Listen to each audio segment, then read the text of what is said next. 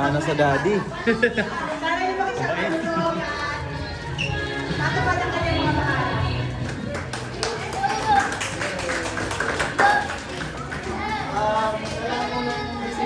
Maraming salamat sa pagpunta sa celebration ng aking anak ko si Early Rose. Kay Early Rose po,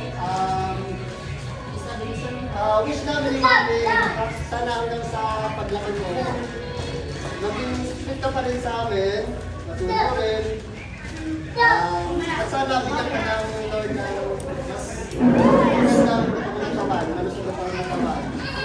Yun lang, maraming salamat sa mga bisita. Thank you so much po.